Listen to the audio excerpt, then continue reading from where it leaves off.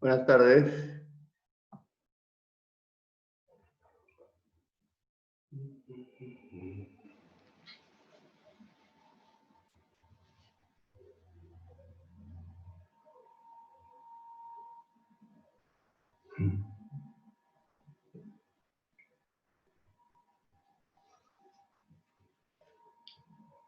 Buenas tardes, ¿me escuchan todos?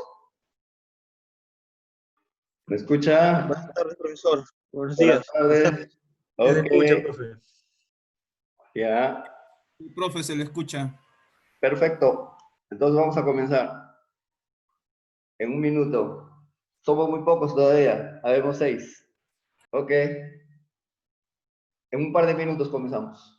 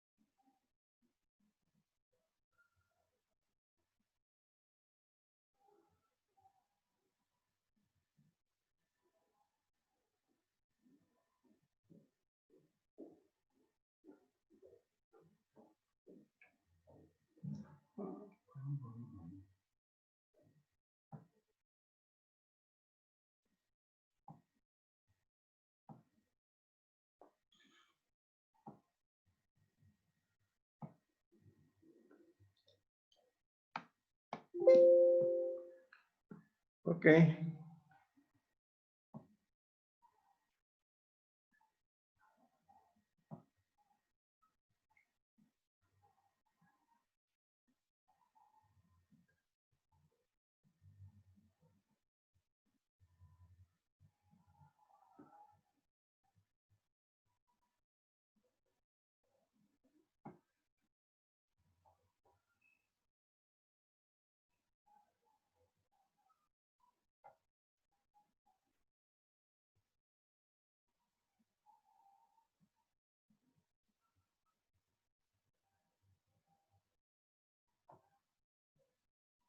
Ya están llegando. Somos 9 ahora. O 10.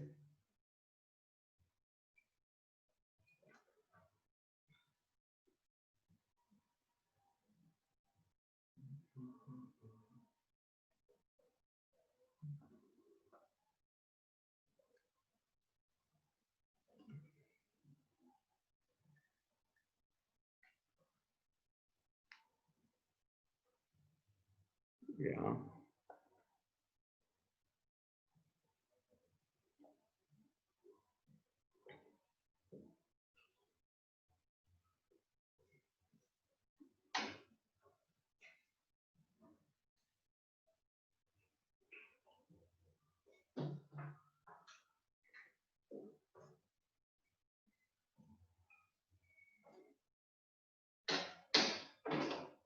Ok, vamos a comenzar.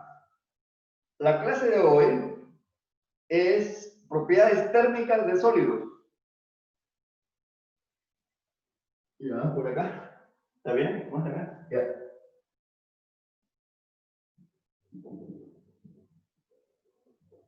Propiedades. Hay que ver cuál es el mejor flujo. Este creo.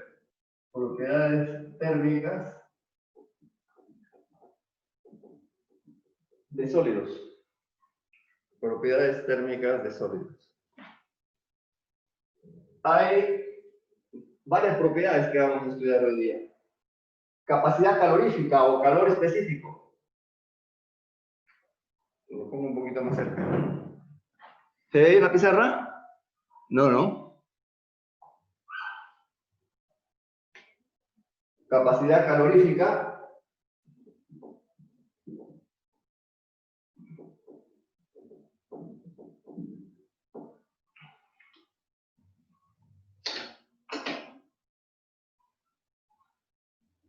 A ver si lo montes por acá.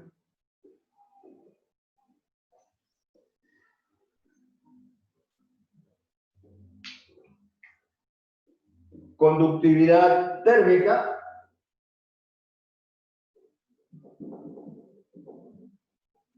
Conductividad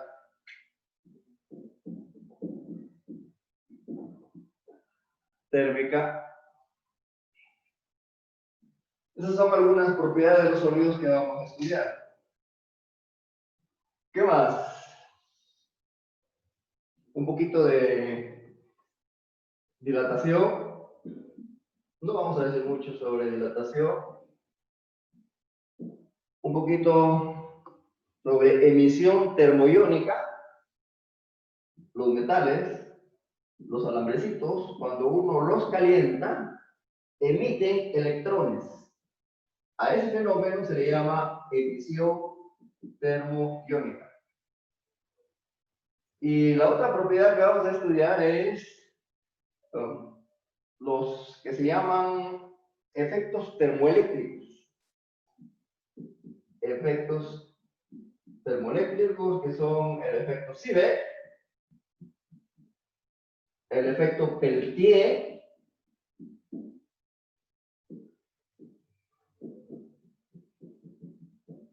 y el efecto Johnson.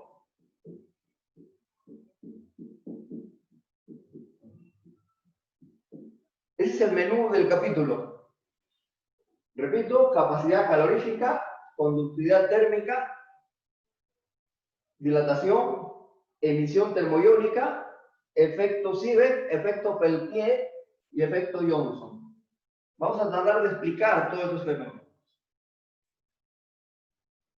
En estos tres primeros fenómenos, pero principalmente vamos a estudiar más en detalle estos dos, hay contribución de fonones y contribución de electrones. Contribución de electrones también.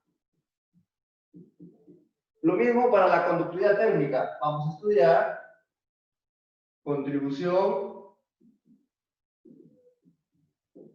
de fonones y contribución a la conductividad térmica de los electrones. Voy a enfatizar qué cosa es lo importante de este capítulo, a lo cual ustedes tienen que poner mucha atención. Hay varias cositas. Primero, que la capacidad calorífica molar, vamos a poner acá molar, o sea, el calor que necesita una mol para elevar su temperatura en 1 grado centígrado. La capacidad calorífica molar de los sólidos es básicamente debido a los fonones. Los electrones casi no contribuyen. Es muy importante saber, explicar por qué los electrones no contribuyen a la capacidad calorífica de los sólidos. Es el primer punto importante, ¿no? ¿Por qué los electrones no contribuyen o contribuyen muy poco? Un centésimo de lo que contribuyen los fonones, más o menos. Contribuyen muy poco a la capacidad calorífica. Hay que saber explicar por qué. La otra parte importante del curso, de este capítulo, la otra parte, es que la conductividad térmica, contribución de electrones, o sea, en metales, la conductividad térmica depende principalmente del movimiento de los electrones. Igual que en el capítulo anterior hemos visto la conductividad eléctrica, sigma. Esto es K y esto de acá es sigma, ¿cierto? La conductividad eléctrica de los metales es generalmente principalmente debido a los electrones, igual que igual que el sigma. Este sigma no es, este es otra cosa, ¿no? O sea, cuando hablemos de la conductividad térmica de los electrones, vamos a comparar con la conductividad eléctrica de los electrones. Y lo importante ahí es que hay una relación, una ley muy importante entre conductividad térmica y conductividad eléctrica. Se relacionan las dos de una manera muy simple. Un número, que es una constante universal, voy a adelantar, se llama el número de Lorentz, por la temperatura absoluta, ¿no? Esas dos son cosas, digamos, más resaltantes de lo que vamos a hablar esta tarde. Uno, comparar la contribución de los fonones con la contribución de los electrones en cualquier tipo de sólido y que los electrones casi no contribuyen. Y lo otro es comparar la conductividad térmica de los electrones en los metales con la conductividad eléctrica también de los electrones en los metales. Y que ambas están relacionadas de una forma muy simple. Y ese número, esa constante que está aquí, no depende de nada. Es una constante universal. Ok, eso es lo importante. Aparte de eso, no sé si continuaremos, si terminaremos el día, pero estos 4 puntos de acá, tecnológicamente son muy importantes. La emisión termoiónica es básico para dispositivos como microscopio electrónico o como un osciloscopio, ¿no? Un tubo de rayos catódicos. El efecto Seebeck sirve para medir la temperatura mínimo, la aplicación más rápida que se me viene a la mente. Y el efecto Peltier es un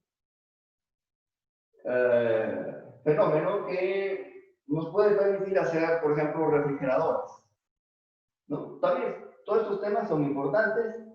Teóricamente, lo que resalta es lo que ya les dije, comparar estas dos contribuciones de fonones y electrones en la capacidad calorífica molar de los sólidos y comparar la K de los metales con la sigma de los metales.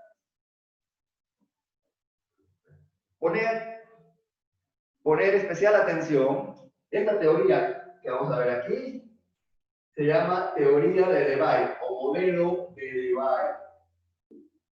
Hay que poner atención a este modelo, es bien sencillo, bien delicioso, ustedes pueden disfrutarlo. Disfruten el modelo de Debye, traten de captar todos los conceptos de física que hay. Es muy rica en física este modelo de Debye. Entonces vamos a comenzar. Tenemos 4 participantes más que han llegado.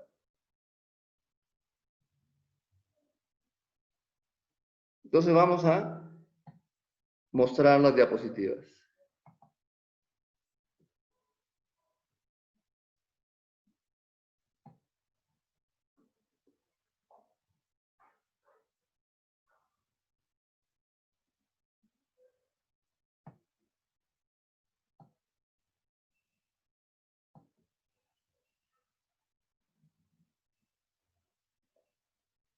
Buen día, profe. Buenas tardes. Buenas tardes, profe. Desde el principio. Ok.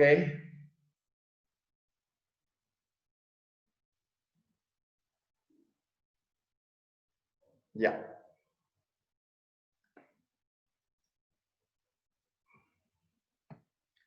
Entonces, comenzamos explicando el calor específico o la capacidad calorífica molar. Nos interesa la capacidad calorífica molar por ahora, ¿no? O sea, una mol de cobre, una mol de agua, o una mol de cualquier sólido, hay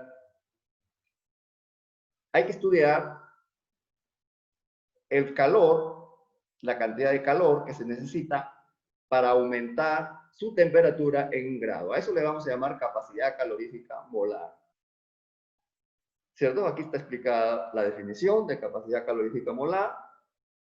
Delta Q es el calor requerido para elevar en delta T la temperatura de 1 mol de sólido. 1 mol, recuerden, es 6,0 por 10 a la 23 átomos. Entonces, vamos rápidamente, vamos a cambiar de fórmula. Vamos a convertir esa fórmula en algo que nosotros manejamos mejor. Vamos a decir, los sólidos, cuando los calientan, se dilatan muy poco. No es como los gases, que se expanden rápido y que hacen trabajo. Entonces, los sólidos no. Este término, en esta primera ley de la termodinámica, entonces, podemos decir que este P delta B lo podemos desconsiderar. No consideramos este término P delta B. ¿Por qué? Porque los sólidos se expanden muy poco y casi no hay trabajo, y el delta Q lo podemos aproximar a delta E directamente, donde delta E es la energía interna del sólido, que nosotros vamos a precisar. Esa energía interna es la energía de los fonones, o sea, de las vibraciones térmicas, más la energía de los electrones libres en metales, si es que estamos hablando de metales. La teoría se aplica tanto a metales como a materiales aislantes y semiconductores, por supuesto. Entonces, esta fórmula que está acá, nosotros la vamos a cambiar por esta fórmula. Variación de la energía total.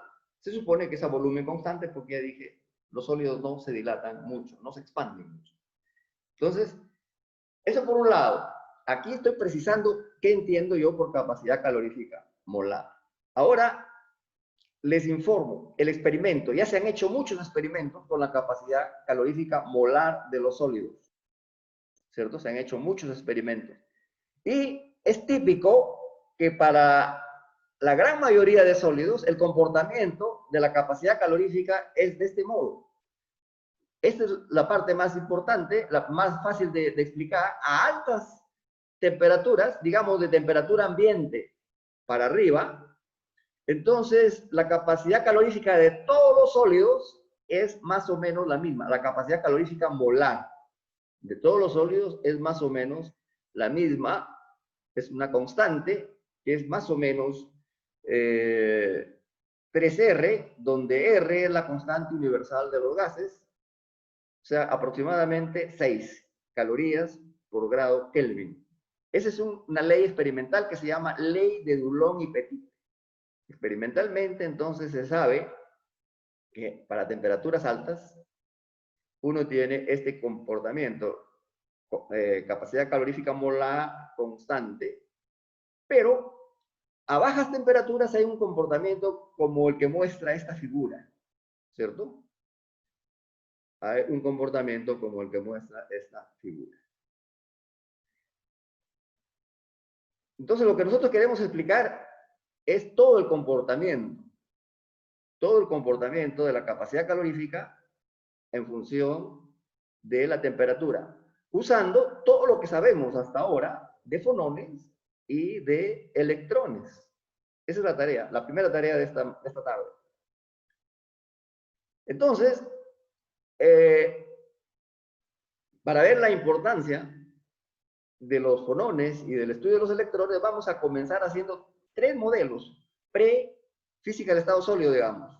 Modelos elementales, primero, que no es de lo que nosotros hemos estudiado en física del estado sólido, sino más básicos. Hay un modelo que se llama modelo clásico, hay otro modelo que se llama modelo de Einstein, y el que se acepta más universalmente entre la comunidad de físicos es el modelo de Debye.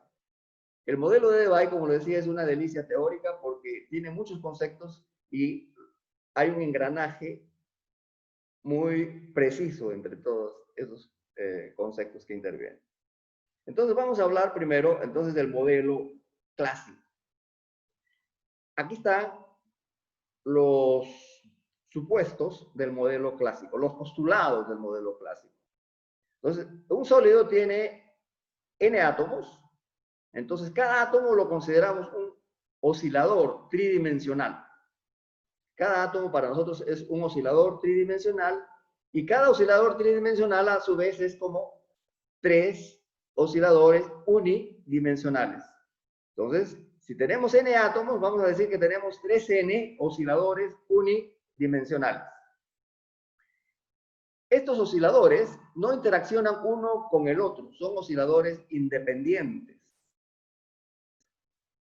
Y pueden tener valores continuos de energía, no hay cuantización acá. Y obedecen la estadística de Maxwell-Boltzmann. Aquí pues es Boltzmann, pero también se dice estadística de Boltzmann. ¿Ok? Ese es el modelo clásico. En este modelo clásico decimos, como cada átomo está fijo a un punto de la red oscilando, como un oscilador armónico simple, ¿no? Entonces, ¿cómo sacamos la energía total de los 3n a sub b átomos? Tenemos 3n a sub b osciladores, perdón. Solamente una mol tiene número de Avogadro átomos. Una mol tiene número de Avogadro átomos, pero cada átomo es a su vez 3 osciladores armónicos simples. O sea, tenemos 3na sub b. Entonces, hay que calcular la energía total. Nosotros decimos, para hacer este cálculo, que ya lo están viendo ustedes acá, decimos, la energía promedio está dada por la estadística de Boltzmann y se calcula de esta manera, ¿no? E por la probabilidad de que el nivel de energía esté ocupado, integramos sobre todas las energías posibles un continuum de energía y este es todo el número de estados posibles.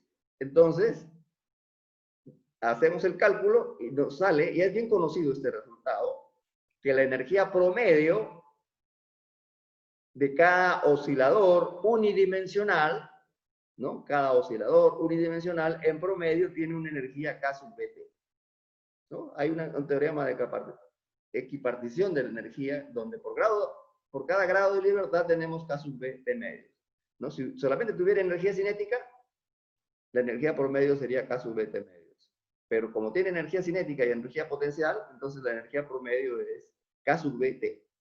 Como tenemos 3 osciladores unidimensionales, cada átomo es equivalente a 3 unidimensionales, entonces en promedio, cada átomo tiene una energía 3K sub Bt si es que está el sólido a una temperatura T. Entonces la energía total del sólido es esta que está aquí.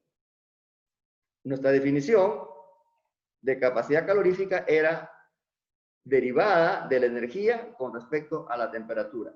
Entonces derivamos esto con respecto a la temperatura y eso es para nosotros entonces el 3n a sub b por la constante de Boltzmann, ¿no? La constante de Boltzmann, aquí está la constante de Boltzmann, 1,38 por 10 a la menos 23, el número de Avogadro, 6 por 10 a la 23, ¿no? Entonces, esta es entonces la capacidad calorífica molar según el modelo clásico. Es 3 veces la constante universal de los gases. Na sub b por K sub b es la constante universal de los gases. ¿Cierto? Pero, esto explica solamente una parte de la curva. Explica la parte de altas temperaturas, de aquí para acá. O sea, explica la ley de Doublon y Petit. No explica la parte de bajas temperaturas. Entonces, ese es el modelo clásico. El modelo de Einstein. El modelo de Einstein usa los mismos postulados que el modelo clásico, excepto uno. Dice, los valores, este que está acá, los átomos, aquí están los átomos, según Einstein, los átomos cumplen todos los postulados del sistema clásico, pero las energías que pueden tener son de este tipo. Están cuantizadas. Entero por h barra omega. Esta es una aproximación. Ustedes saben que para cada oscilador es n más un medio. Entonces, despreciamos la constante. ¿Está bien? Entonces, el modelo de Einstein dice, cada átomo es un oscilador tridimensional, como decía el modelo clásico. Un sistema con n átomos es equivalente a 3n osciladores unidimensionales. Los osciladores son independientes, también dice Einstein, pero los valores de energía posibles no son un continuum, sino están cuantizados de esta forma. Y obedecen también la estadística clásica de Boltzmann. Ese es el modelo clásico. Pero da buenos resultados, como van a ver ustedes. Entonces, ¿cómo se calcula la energía de todos estos osciladores que están acá? Estos son los puntos de equilibrio, digamos, pero este punto rojo es un átomo que está oscilando, ¿cierto? Esta es la situación de equilibrio. Entonces, para calcular la energía promedio, decimos, vamos a sumar sobre todas las energías posibles que tienen estos átomos, ¿no? Es un n, y cada energía la va a tomar el átomo con una probabilidad que depende del factor de Boltzmann, E a la menos energía por K sub B T. Y la probabilidad, el número de estados posibles es esta suma de factores Boltzmann, E a la menos sub N K sub B. Entonces, esta es la energía promedio, según Boltzmann, para un sistema cuantizado. O sea, la distribución Boltzmann se puede aplicar tanto al sistema cuantizado, que está aquí, como al sistema clásico, que ya lo discutimos, ¿cierto? Entonces, cuando se hace este promedio, da este resultado, ¿no? E a la h barra omega entre este factor, E a la h barra omega KT menos 1, ¿no? El detalle está por acá. Bueno, esta diapositiva es prácticamente la misma que la anterior, ¿no? Einstein dice, las energías están cuantizadas y el promedio no debe tomarse como una integral, como está acá. No debe ser una integral, sino debe ser una sumatoria, ¿no? Una sumatoria, como está en los libros de métodos matemáticos de la física, ¿no? Por ejemplo, el libro de Butkov. Entonces, esta sumatoria, entre sumatoria, vamos a ver qué da este resultado. El detalle de la sumatoria está aquí, ¿no? Estas son la suma de energías y estas son la suma de los estados posibles. Entonces, cada energía se pone como NH barra omega por E a la menos NH barra omega sobre KT. Y esta es la suma de los estados posibles. Entonces, la energía promedio, este H barra omega sale. Adecuadamente, nosotros ponemos H barra omega por NKN entre esta sumatoria de factores de acá. Es decir, aquí ya hicimos acá un cambio de variable, ¿cierto? E a la menos H barra omega KT le llamamos X. Entonces, este término viene a ser ya X a la N, por N, que está aquí, y este H barra omega ya salió, ¿cierto?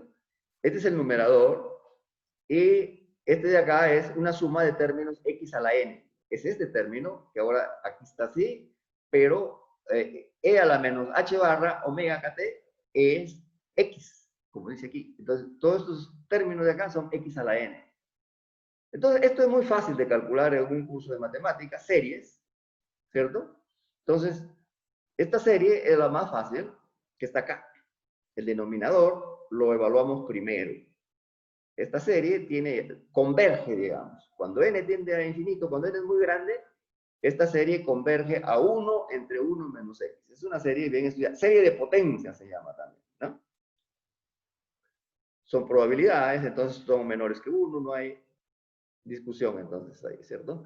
Y este término de acá, esta sumatoria de acá, se va a escribir en función de esta de aquí. Porque se observa que esta suma de acá es una especie de derivada de la de acá, ¿no? Aquí está la relación completa. X por la derivada de esta sumatoria de potencias va a ser X entre 1 menos X al cuadrado. ¿Cierto? Entonces, y eso es igual, por supuesto, a esta sumatoria que está acá en el numerador. ¿Cierto? En el numerador. Entonces, esta sumatoria, entonces, en el numerador es n entre 1 menos x al cuadrado. La multiplicamos por h barra omega y la dividimos por todo esto y sale esto que está aquí. Ahora, de nuevo, decimos, esta x está acá. No, antes de ir allá decimos, esta x la pasamos al denominador de abajo, ¿no? Entonces va a ser acá 1 entre x menos 1. Aquí está. ¿Cierto? Entonces, ahora sí, esta x, decimos, es esto que está acá. ¿Cierto? Entonces, acá dice a la menos 1. Entonces, como aquí está con signo menos, acá pasa con signo más. Y al h barra omega t menos 1. ¿Está bien? Entonces, esta es la energía promedio. Ahora, ¿qué hay que hacer para encontrar la energía total? Simplemente multiplicarla por 3 veces el número de Avogadro, que es el número de osciladores que tenemos en el sólido. Esa es entonces la energía total, que está acá. La energía total, entonces, de osciladores, todos estos osciladores que están acá, tienen una energía total que es 3n por esta energía promedio. ¿Está bien? Esta es la energía promedio. Pero, ¿qué hemos dicho de la capacidad calorífica molar para los sólidos? Simplemente hay que derivar esta energía con respecto a la temperatura. ¿No? Todos se acuerdan de derivar. Este va al cuadrado. Acá se pone la derivada, ¿no? De esto de acá. Y la derivada de esto de acá con respecto a la temperatura. Entonces se acomodan términos y vamos a tener este valor para la capacidad calorífica molar. ¿Está bien? ¿Me siguen hasta ahí?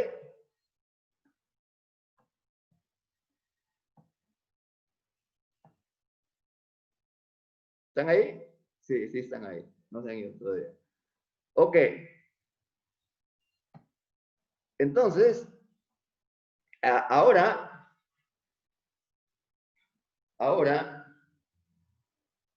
aquí nomás hay un pequeño cambio de variable, una definición que es importante. Bueno, a veces es bueno saber que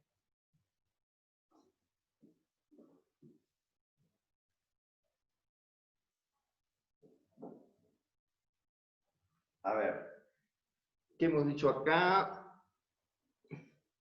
Ya. Noten que acá solamente hemos dicho acá, desde el principio, los osciladores en un sólido se comportan de esta manera. Su energía de cada oscilador está cuantizada, NH barra omega. Se supone que cada oscilador, por ejemplo, si es cobre, cada material, mejor dicho, si es cobre, si es aluminio, si es diamante, cada material tiene su omega.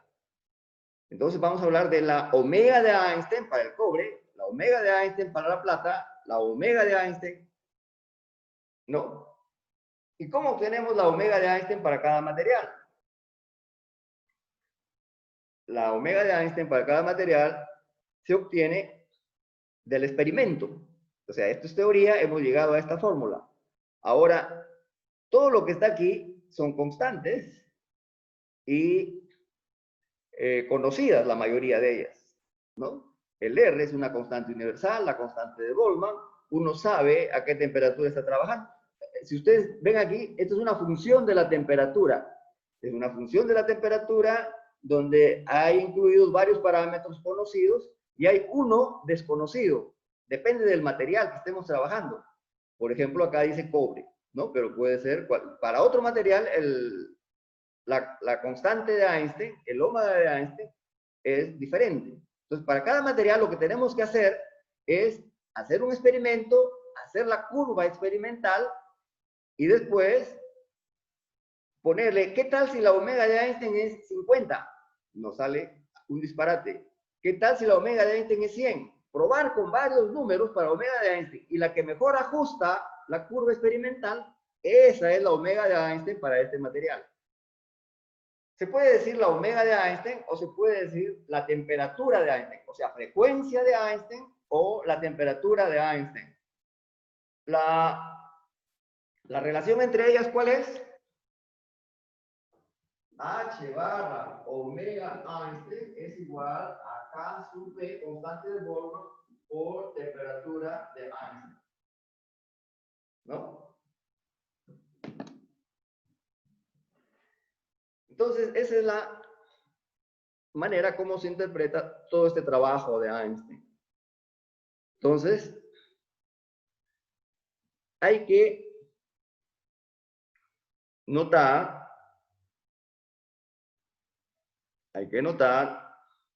que, bueno, primero el álgebra, ¿cierto? Esta omega de Einstein es reemplazada acá por el teta de Einstein.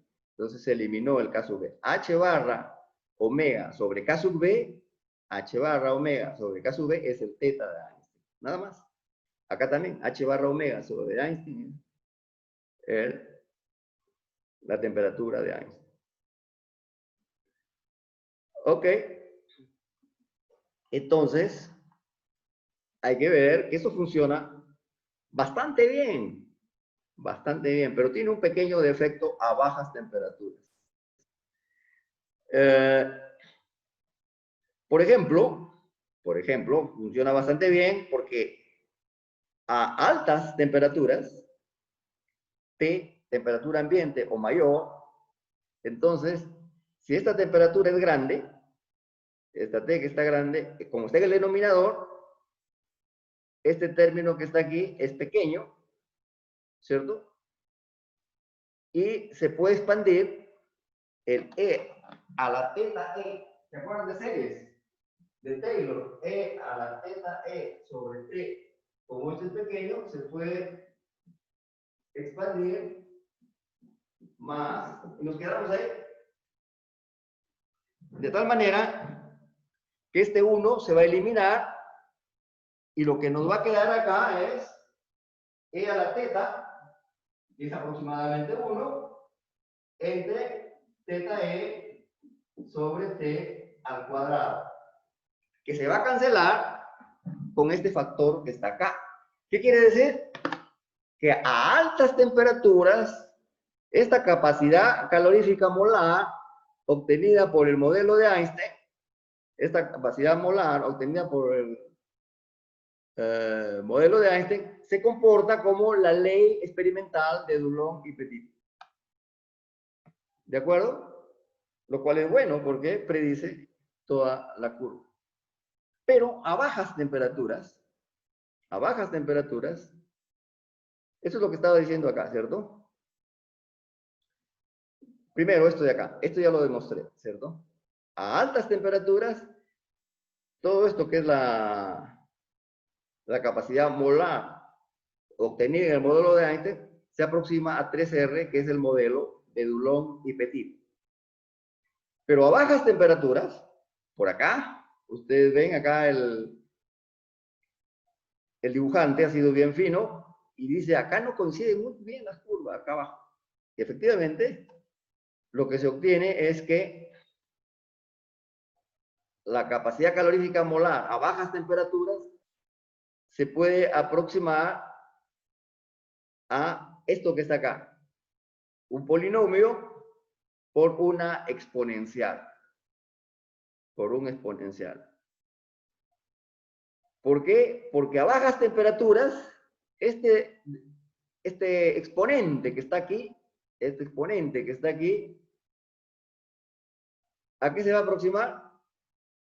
Se aproxima a infinito, porque T es chiquitito, entonces todo el exponente es grande, y este número que está aquí entonces va a ser mucho más grande que 1, el 1 se elimina, entonces, y va a quedar abajo en este denominador va a quedar E a la 2 teta E.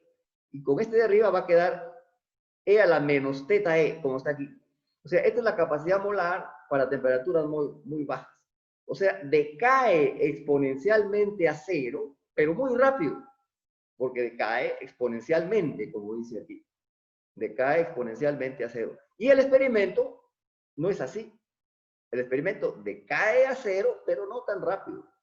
Por eso es que se desconsideró, se modificó, mejor dicho, y se mejoró el modelo de Einstein por el modelo de Debye. ¿Está bien? ¿Hay preguntas hasta ahí? ¿Alguien quiere decir algo?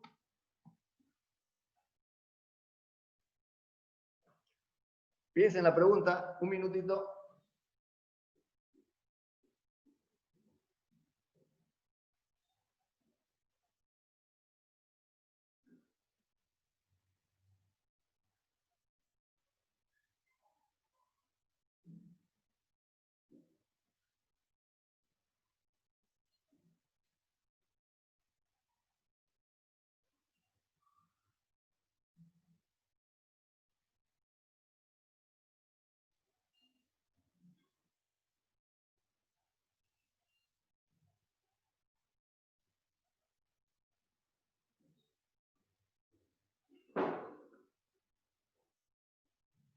Ok. Entonces, ¿no hay preguntas? Voy a poner esto por acá.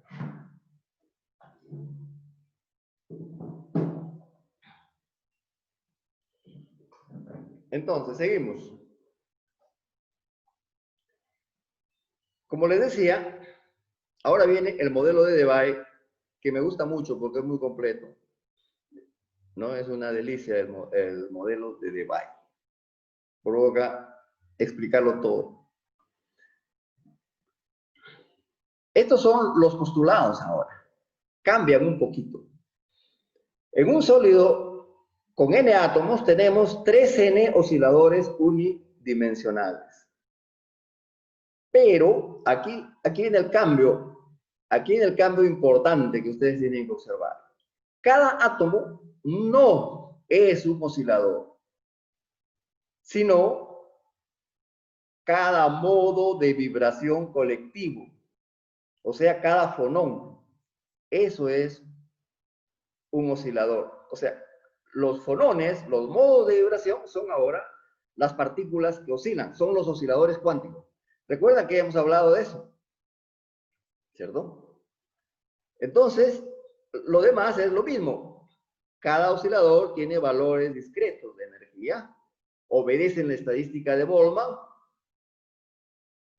pero cada oscilador no es como el modelo de Einstein, donde la partícula que oscila, todas son igualitas. Acá recuerdan que los modos de vibración son diferentes. Voy a recordarles que los modos de vibración tienen diferentes frecuencias.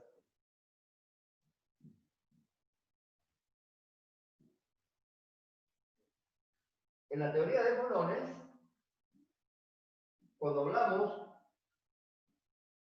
de modos de vibración, hablamos de esta curva, que para un sólido tridimensional son 3, por lo menos. ¿Entienden? Y cada modo de vibración tiene diferente frecuencia. O sea, en el modelo de Einstein, todos los osciladores son iguales porque son los átomos. Pero acá, cada oscilador se compara con un modo de vibración. Y los modos de vibración son diferentes entre sí. Repito, esto de acá tiene una frecuencia, este de acá tiene otra frecuencia, este tiene una frecuencia chiquitita, este tiene una frecuencia más grande. ¿No? Las frecuencias de los osciladores son diferentes. Y eso ya lo hemos hablado. ¿Cierto? Entonces, Acá está, hicimos un dibujo, hicimos este dibujo. Hay 3n osciladores. En un sólido hay 3n osciladores cuánticos unidimensionales. Inclusive escribimos el hamiltoniano, que está aquí, ¿cierto? Y algunos tienen un h barra omega chiquito, otros más grande, diferentes frecuencias. ¿Está bien? Modelo de Debye, entonces, osciladores cuánticos, 3n osciladores cuánticos unidimensionales, pero todos son diferentes. ¿Según qué? Según la curva de dispersión de los fonones. Capítulo 5. ¿Está bien? Estos h barra omega son diferentes. Ahora, entonces, ¿qué hace Debye para calcular todas las energías de esos todos 3n osciladores? A estos 3n osciladores, ¿cómo le calculamos la energía total? Siguen siendo, cada uno es así, nh barra omega. Entonces, la probabilidad de estar en un estado es h barra omega, la probabilidad de estar en un estado excitado es 2h barra omega, la probabilidad de estar en un estado 3h barra omega está dado según Boltzmann. Todos los valores de energía dependen de la temperatura y tienen una probabilidad de existir de acuerdo a Boltzmann. ¿No? Todos están con una cierta probabilidad aquí, y con una cierta probabilidad aquí, y con una probabilidad más arriba. Cada uno de ellos. Entonces vamos a sacar el promedio. No sabemos exactamente en qué estado está. Entonces, en promedio, hay que sumar todos los estados posibles que este oscilador pueda tener, ¿no? Le sumamos todas las energías y dividimos entre el número de estados y vamos a obtener, entonces, la energía promedio para este oscilador. Y la fórmula va a ser para este oscilador. La fórmula va a ser igual para todos, pero los valores son diferentes. Aquí el omega es grande y acá el omega es chiquito. Entonces, la energía va a salir igual que en el modelo de Einstein. Para cada uno, pero ahora es para cada uno, ¿cierto? El modelo de Einstein era la energía para todos. Ahora, para cada oscilador, ¿no? Para cada oscilador cuántico, tenemos esta energía promedio.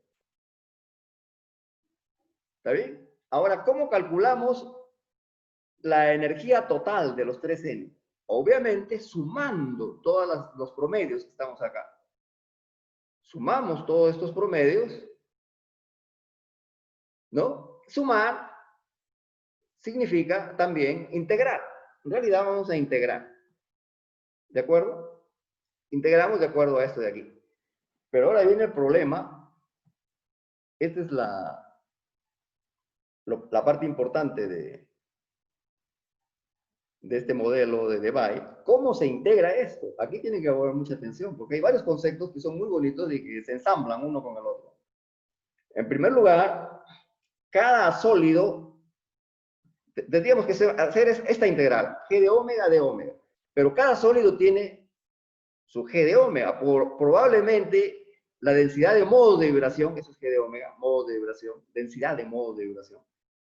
El G de omega para el cobre sea diferente que el G de omega para la plata y que el G de omega para el sodio. Entonces vamos a ponernos un G de omega que más o menos sea general para todos y que todos lo puedan compartir, un G de omega que sea conocido además, para poder integrar esto fácilmente. Y ese G de omega que tomamos es el G de omega del primer ejercicio que hicimos en el capítulo 5, es decir, un sólido continuo tridimensional. La densidad de estados de un sólido continuo tridimensional es lo que vamos a poner acá. Pero esa densidad de modos de vibración para el sólido tridimensional la conocemos todos. Por aquí está, no hay problema. Es esta es la densidad de modos. Entonces, debemos tener en cuenta, debemos aproximar también que las relaciones de dispersión ya no son esos famosos senos o cosenos que había, como dibujé en la pizarra antes, sino son lineales. Vamos a hacer la aproximación entonces de que la relación de dispersión es lineal, es decir, igual que, aquí está, la relación de dispersión es igual también que en el sólido tridimensional. Este debería ser un módulo del vector Q, porque todo es vectorial ahora, ¿cierto? Entonces, la relación de dispersión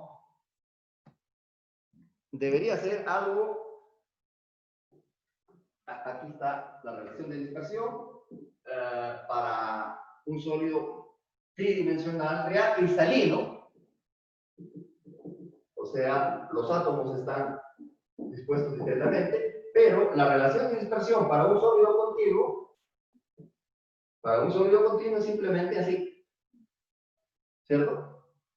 Una recta nada más, una recta para el eje X. Y la otra cosa es que acá termina, hay un punto, ¿a dónde termina esto? Termina en una frontera de zona de Brillouin. Pero eso de acá no termina nunca. El omega igual a B sub SQ vale para un Q que se puede ir a infinito. ¿Cierto? Entonces, ¿cómo hacemos esta integral? Seguimos tratando de ver cómo hacemos esta integral. Ya sabemos que es esta de acá. Ya dije que voy a usar esta G este es el E de omega, este es el G de omega, ¿no? La densidad de modos de vibración. Y el omega satisface esto, pero hay un problema. ¿Acaso creen ustedes que voy a integrar de 0 a infinito? Entonces, ¿qué quiere decir? Que hay G de omega, si lo integramos, sería un número de modo de vibración infinito. Pero ya sabemos que en un sólido real, el número de modos de vibración, ¿a qué es igual? ¿Se acuerdan o no? El número de modos de vibración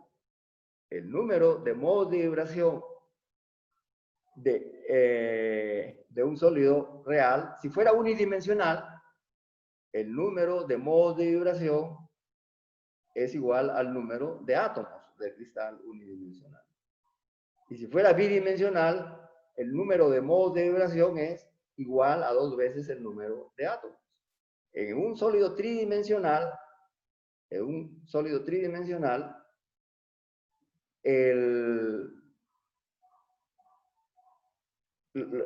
número de modos de vibración total que se grafican en la primera zona de Brillouin, porque es periódico, y las demás ya no interesan, solamente interesa el primer periodo que está en la primera zona de Brillouin, el número total de modos de vibración es igual a 3 veces por el número de átomos. Entonces decimos, vamos a usar esta relación de dispersión, pero no vamos a ir hasta infinito. Solamente vamos a ir hasta un omega tal, donde acá haya 3n modos de vibración. La frecuencia, hasta donde tengamos 3n modos de vibración, siendo n el número de átomos. ¿Está bien? Entonces, ahora ya sabemos, vamos a integrar el g de omega, que es proporcional a omega cuadrado. Este es el promedio para cada oscilador y integramos según omega de 0 a un máximo. ¿Qué cosa es este máximo? Es la frecuencia a la cual todos los estados posibles sean iguales a 3 veces el número de Avogadro, ¿no? 3n, porque estamos estudiando la capacidad calorífica de una mol. N quiere decir número de Avogadro ahora, en este ejercicio, ¿cierto? Entonces, ahora ya se puede dar un valor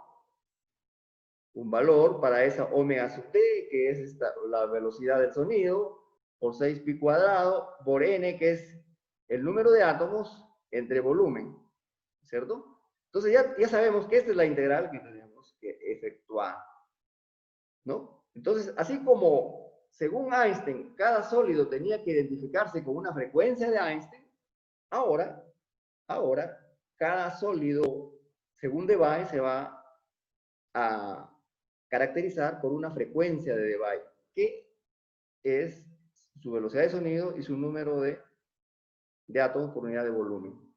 Su concentración de átomos, podría decirse. ¿Está bien? Entonces, esto es lo que hay que efectuar. Y esta es la energía total, hay que derivarla. Hay que derivar esta energía con respecto a la temperatura, ¿no? En matemáticas, ustedes tienen profesores de matemática muy buenos. Entonces, ya les han enseñado a derivar dentro de una integral, derivada de esta integral con respecto a la temperatura, ¿no?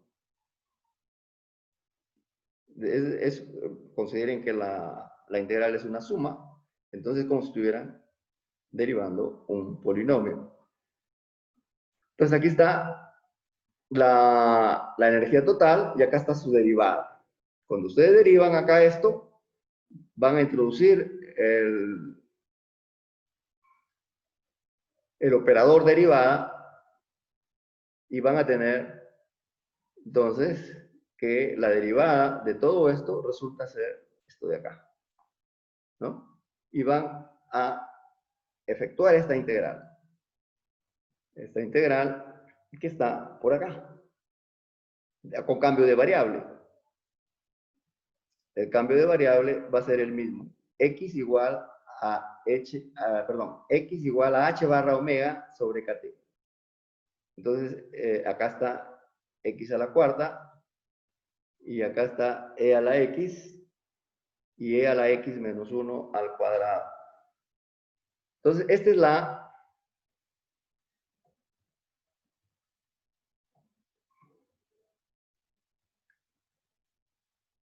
capacidad calorífica molar. Esto es un número que depende del omega de Debye. ¿Cierto? O sea, si nosotros tenemos como dato la frecuencia de Debye, que aquí ya se transformó, como les dije antes, hacemos un cambio de variable y ya no usamos omega de Debye, sino temperatura de Debye, y llegamos a esta fórmula. Cualquiera de las dos pueden usar, cualquiera de las dos, pero lo importante, voy a tratar de usar esta de aquí, lo importante es que si ustedes conocieran la frecuencia de Debye, todo lo que no es temperatura serían constantes conocidas. ¿Qué quiero decir con esto? Que esto, conocido el omega de Debye, es una función de la temperatura. Capacidad calorífica molar versus temperatura. O sea, ustedes pueden decirle a su estudiante, te doy este omega de Debye y efectúame esta integral para cualquier temperatura. Omega de Debye 500, entonces efectúame. Y es posible, ¿cierto? Le doy todos los demás datos que son constantes. Entonces, para acá, temperatura 10, ya la integral sale tanto. Temperatura 20. O sea, esto es una función de la temperatura. Esta es la función de la temperatura que hay que comparar con la curva experimental, ¿no? Hay que comparar con la curva experimental. Se puede, y eso es lo que se ha hecho. Y miren, oh, qué maravilla. Cobre, plata, plomo, diamante. Entonces, para todos estos materiales, la curva experimental concuerda con la teórica. Por supuesto, cada uno tiene su teta de Debye o su temperatura de Debye. ¿Entienden? Entonces, este modelo funciona mejor que el modelo de Einstein. Porque si tú le das a cada uno una temperatura de Debye o una frecuencia de Debye y dices, hágame esta integral, entonces temperatura por temperatura van haciendo la curva y la curva le sale a todos para cualquier material. Para cualquier material sale la misma curva, ¿no? Entonces decimos, el modelo de Debye funciona bestial. ¿Cierto? Pero vamos a ver, ¿qué otros comentarios se pueden hacer?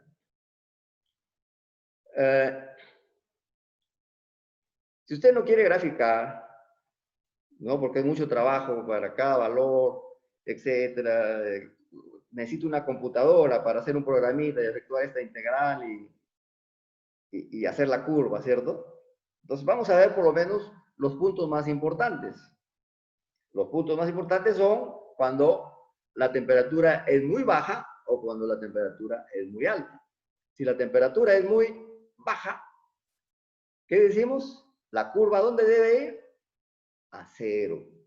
Y si la temperatura es muy alta, ¿a dónde debe ir? A 3R. Eso se llama ley de Dulong y Petit.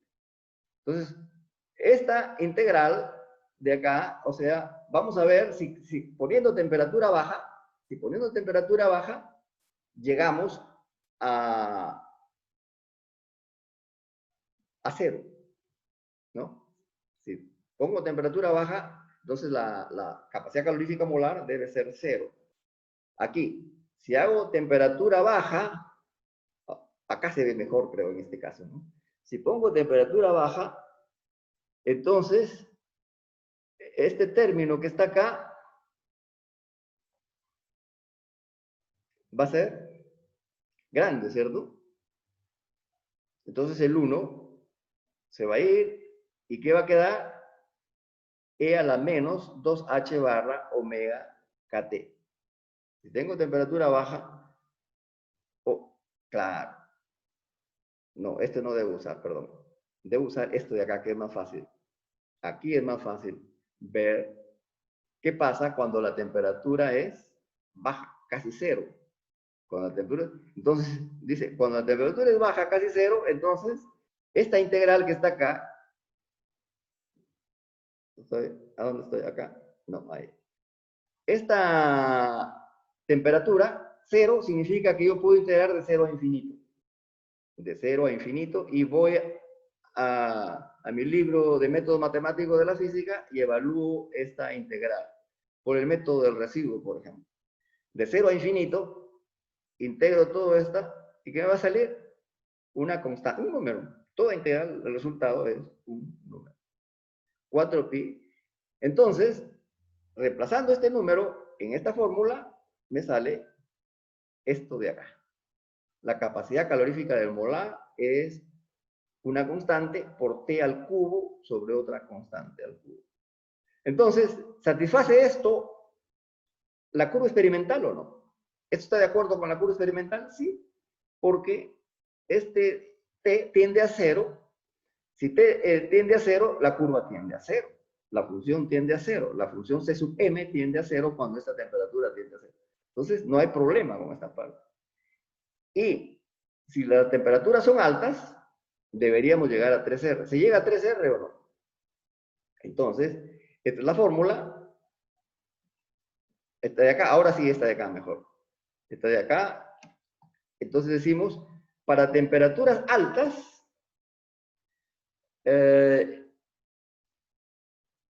como esta T está en el denominador, es chiquito, todo el término es chiquito. Digamos, T es casi infinito, entonces todo este término va a ser 0, casi 0. Entonces, 1 más algo pequeño, ¿qué va a ser? 1 más algo pequeño menos 1.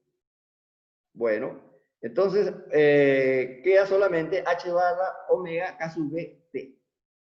¿Cierto? Y este lo podemos aproximar a 1 nada más.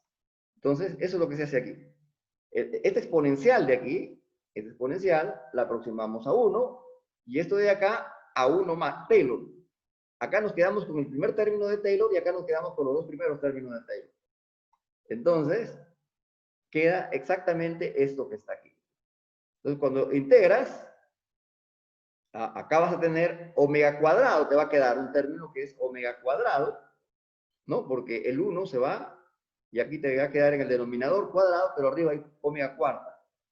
Entonces, efectúas y con la definición de omega sub d que tú diste al principio, por acá había una definición de omega sub d, por eso les digo, ustedes tienen que paso a paso chequear todo.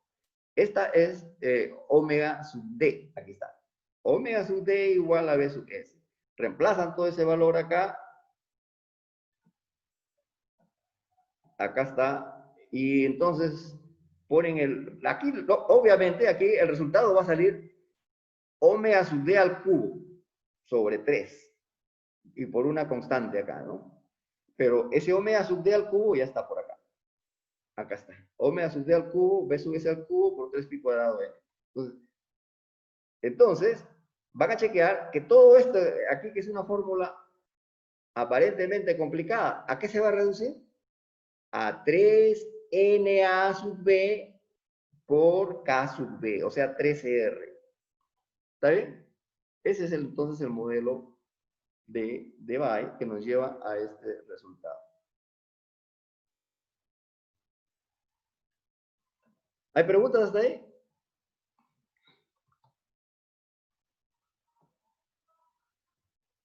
Modelo de Debye.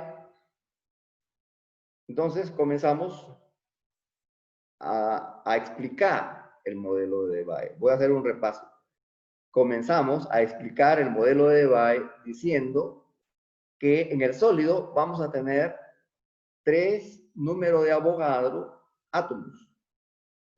3 números de Avogadro osciladores unidimensionales. Igual que en el modelo de Einstein, igual que en el modelo clásico. El número es igual.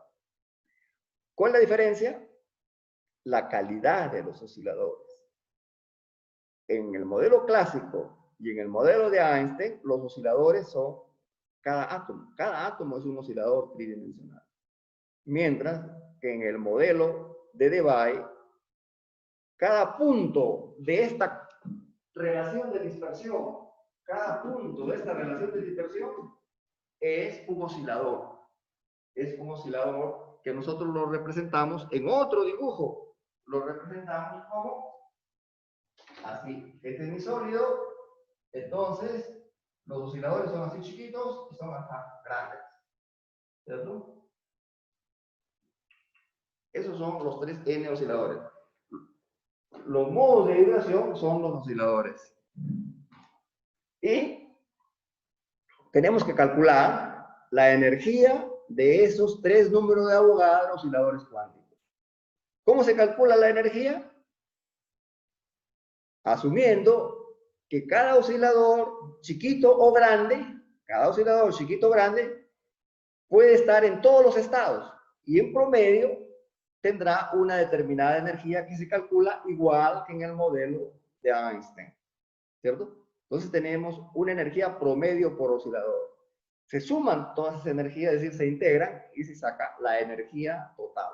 Se deriva y se obtiene una función expresada en términos de una integral, pero sigue siendo una función, C sub m versus temperatura, ¿no? Esa función que obtenemos depende principalmente de un parámetro que se llama omega de Debye. El truco es, para cada material, tratar de buscar cuál es el mejor número que se ajusta, que hace que los resultados experimentales se ajusten a la curva. Entonces, el omega de Debye para diferentes materiales es diferente, así como también el omega de Einstein. Uy, uy, uy.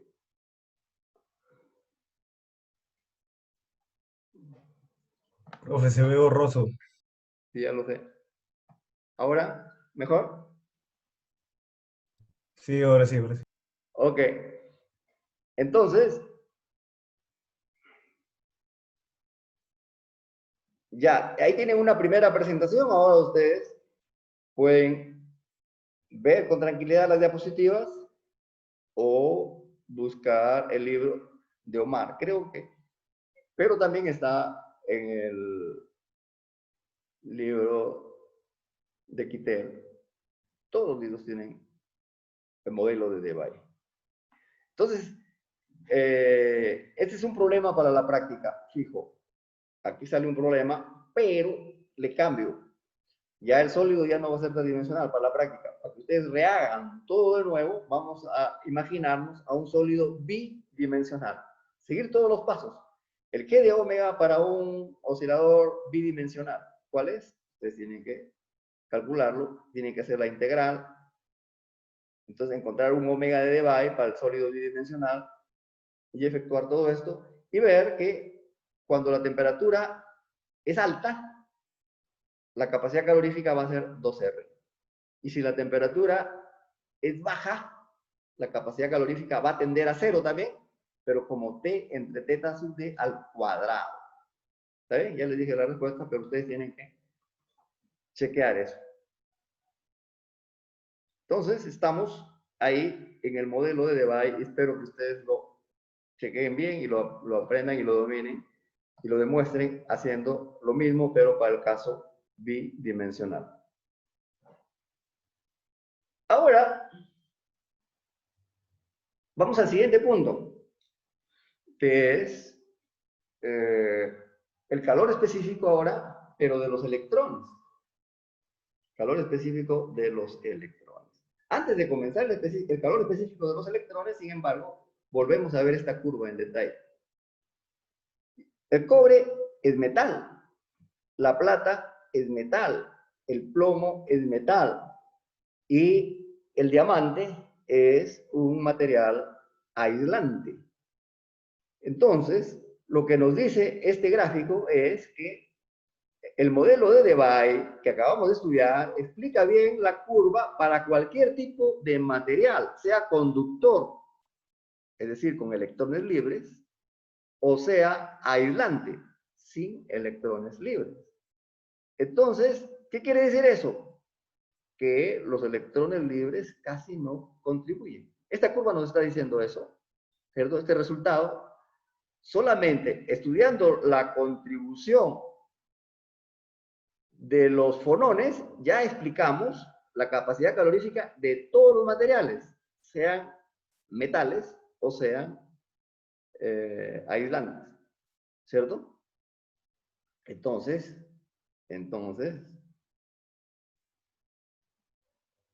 eso quiere decir que los electrones libres prácticamente no contribuyen a la capacidad calorífica molar. ¿Por qué? Eso es lo que vamos a ver ahora. Pero antes de eso, hay que decir que el modelo de Debye es un modelo muy bonito, pero es aproximado, porque si nosotros quisiéramos hacerlo material por material, tendríamos que usar la densidad de estados de cada material, y eso me recuerda que les expliqué la fórmula general para la densidad de modos de vibración. Habría que usar. El cambio sería que hay que usar esta para cada material. ¿Pero para qué? Si funciona bien el modelo de Debye. Lo dejamos ahí entonces. ¿Ok? Entonces vamos a hablar ahora de la contribución de los electrones, que ya sabemos es despreciable en comparación a la capacidad calorífica de los fonones.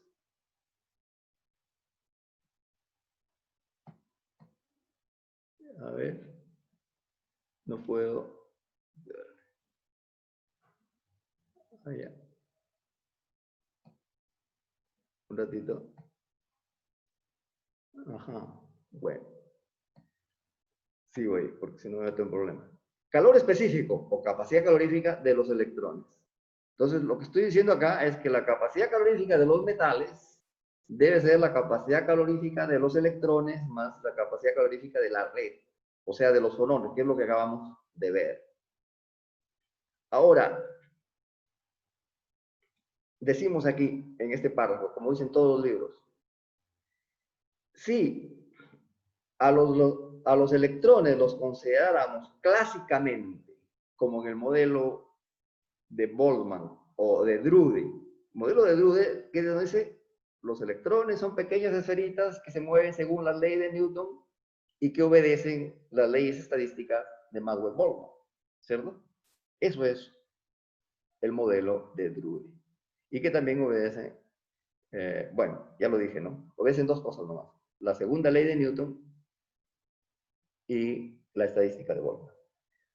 Entonces, si consideramos así a un gas de electrones se parecería bastante a un gas ideal monoatómico.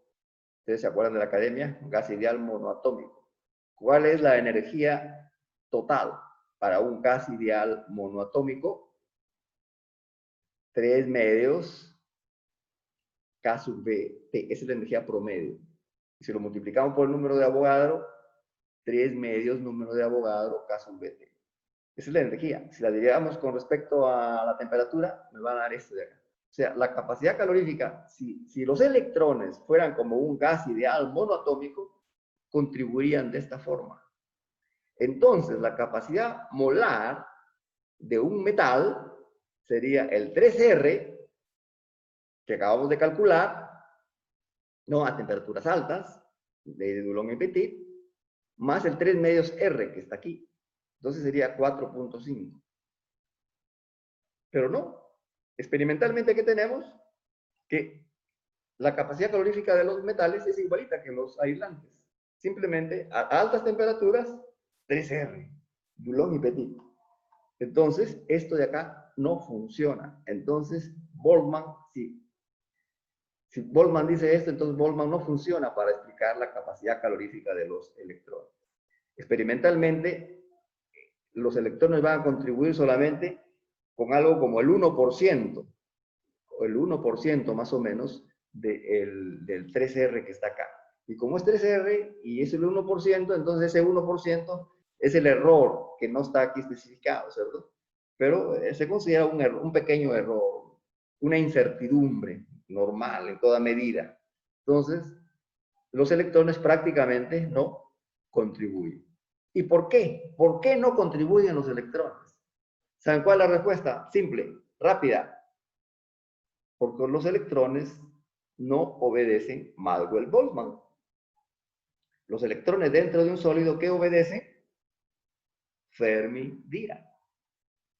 ¿Qué significa que obedecen Fermi-Dirac? Significa que obedecen el principio de Pauli y que están acá. A 0 grados Kelvin, todos los electrones están así, por debajo de un cierto nivel que se llama nivel de Fermi. Entonces caliento un poquito mi material, este electrón que está acá abajo gana energía y quiere saltar, pero no puede. ¿Quién se lo impide? El principio de exclusión de Pauli. Todos estos estados están ocupados, entonces un electrón no puede saltar. ¿Quiénes pueden saltar? Pueden saltar solamente estos electrones que están cerca al nivel de Fermi. Los electrones que están cerca al nivel de Fermi son los únicos que pueden aceptar energía externa, ¿cierto? Calor. Los electrones entonces solamente pueden aceptar acá. Este es en este dibujo, pero en este dibujo de acá, ¿qué significa? Que solamente los electrones, acá está la energía de Fermi otra vez, ¿están viendo? Los electrones que están cerca de la energía de Fermi son los que pueden saltar. Y vamos a hacer una estimación. Vamos a decir que los electrones que están entre energía de Fermi y energía de Fermi menos K sub Bt son los que pueden saltar. Y van a saltar ¿hasta dónde? Hasta una energía de Fermi más K sub B por T. A temperatura ambiente, esta energía de Fermi es como 5 electronvoltios. ¿Y este K sub Bt cuánto es? Creo que ya lo dije varias veces, ¿no? El K sub Bt es 1 sobre 40 electronvoltios, o sea, 25 milielectronvoltios. 25 milielectronvoltios. Entonces, 5 electronvoltios, 25 mil. O sea, solamente estos electrones son los que pueden saltar, los que están por acá, bien cerquita al nivel de Fermi. Entonces, aquí dice, hagamos una estimación rápida de cuál sería la contribución a la capacidad calorífica de estos electrones que están acá. Una estimación rápida. ¿Está bien?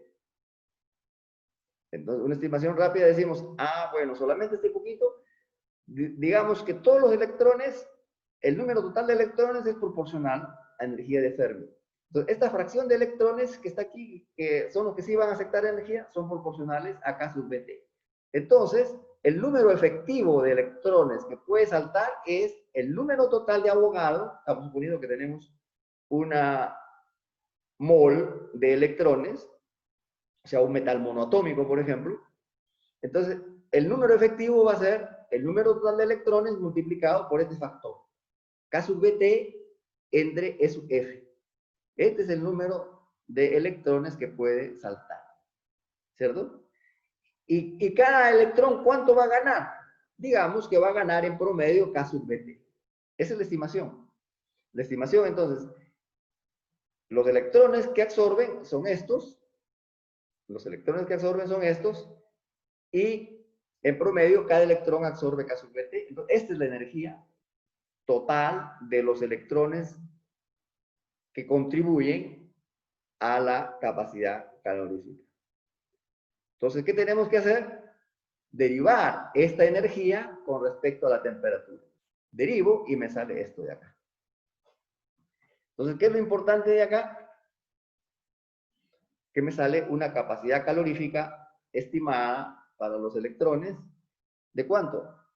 2R por K sub BT entre E sub F. 2R K sub BT entre E sub F. Pero ya acabo de decir, estos son 25 milielectronvoltios y estos son 5000 milielectronvoltios, ¿no? 5 electronvoltios contra 0,025. Entonces, este es un número pequeñísimo, ¿no? Más o menos 0.001 o 0.002, un número muy pequeño. Entonces, la capacidad calorífica de los electrones que hay que sumarle a la capacidad calorífica de los fonones es muy pequeña. Entonces, prácticamente la suma queda la capacidad calorífica de los fonones. Los electrones no contribuyen a la capacidad calorífica. ¿De acuerdo?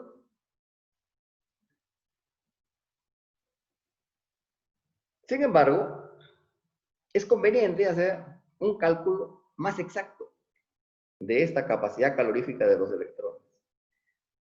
¿Cómo se hace un cálculo más exacto de la capacidad calorífica de los electrones? Obviamente, calculando la energía total de todos los electrones. Cuando ya estamos a una temperatura T, algunos ya saltaron, ya están más arriba. Así como acá, algunos ya pasaron el nivel de Fermi. Entonces vamos a integrar de 0 a infinito la energía total. Y hay que restarle la energía a 0 grados Kelvin. Esta que está aquí es la energía a 0 grados Kelvin de los electrones. Y esta es la energía a una temperatura T. ¿Cierto? Entonces, esta va a ser la energía total de los electrones a una temperatura T. ¿Para qué calculamos la energía total de los electrones a una temperatura T? Para derivarlo con respecto a la temperatura. Y si lo derivamos con respecto a la temperatura, ¿qué obtenemos? La capacidad calorífica. La capacidad calorífica molar, si es que consideramos Na sub B electrones. ¿De acuerdo? Entonces, este es el ejercicio que está acá. Efectuar esta integral. Hay que seguir a Kittel. En el Kittel está paso a paso esta integral que yo les estoy mostrando. Entonces, vamos a derivar, vamos a efectuar esto y derivar con respecto a la temperatura. Creo que primero deriva y después integra, ¿no? Para obtener la capacidad calorífica. Una fórmula para la capacidad calorífica de los electrones. Entonces, ¿cómo a partir de aquí vamos a obtener la capacidad calorífica? Entonces, ya sabemos que esto sí depende de la temperatura. ¿A dónde está la temperatura aquí en esta fórmula? ¿Alguien quiere hablar? A ver, les doy libertad para que digan algo.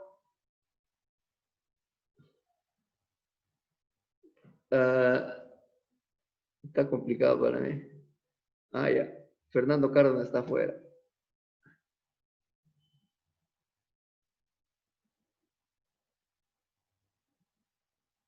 ¿Ya?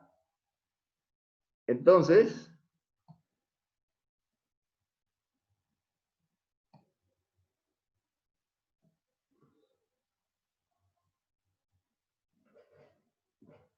vamos a efectuar esta integral.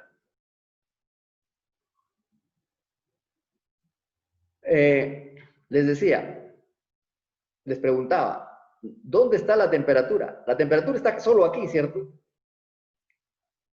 La energía de Fermi es 1 entre, la distribución de Fermi, mira, 1 entre E a la menos E sub F entre K sub T menos 1, ¿cierto?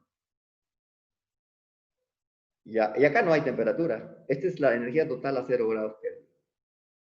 Entonces, yo tengo que efectuar esto y derivar con respecto a la temperatura. Pero Kittel usa un truco para simplificar los cálculos. Dice, si yo derivo con respecto a la temperatura, esto que está aquí, ¿cuánto va a salir? Este segundo miembro lo derivo con respecto a la temperatura y la derivada con respecto a la temperatura de este segundo miembro ya sé que va a ser 0. Y si lo multiplico por el número de partículas que hay, el número de electrones que hay en el material, n, ahora ya no le llamo número de Avogadro, le voy a llamar n nomás. Si quiero le pongo n igual al número de Avogadro. Pero lo multiplico a este por un número de partículas, por un número de electrones. Y la derivo eso de acá con respecto a la temperatura, ¿cuánto va a ser? 0. ¿Cierto? Derivada con respecto a la temperatura de este factor que está acá, de esta ecuación que está acá, miembro a miembro, pues. Entonces, yo puedo hacer un truco y decir, la derivada con respecto a la temperatura de esto que está aquí, que es lo que importa, la derivada con respecto a la temperatura de esto que está aquí, es igual a la derivada, aquí está, con respecto a la temperatura de esto, más o menos, también, menos creo que es mejor usar en este caso, menos la derivada con respecto a la temperatura de esto de acá. ¿Por qué? Porque esto es 0. Acá está. 0 es un f por la derivada de n con respecto a t. ¿Sí? A esto de acá, ¿qué es lo que me interesa? Como, por conveniencia, ¿dónde estoy?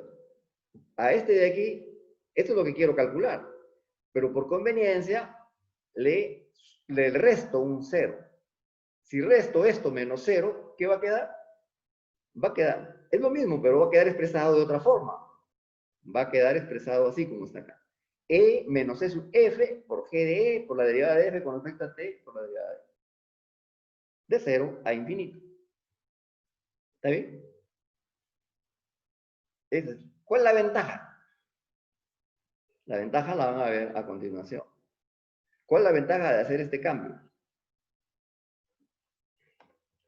La ventaja que ustedes ven es que la derivada de f con respecto a t, esta es la función f de e, esta que está aquí. Media celestita. Esta es y la derivada de esa función con respecto a la temperatura va a ser esta curva que está acá.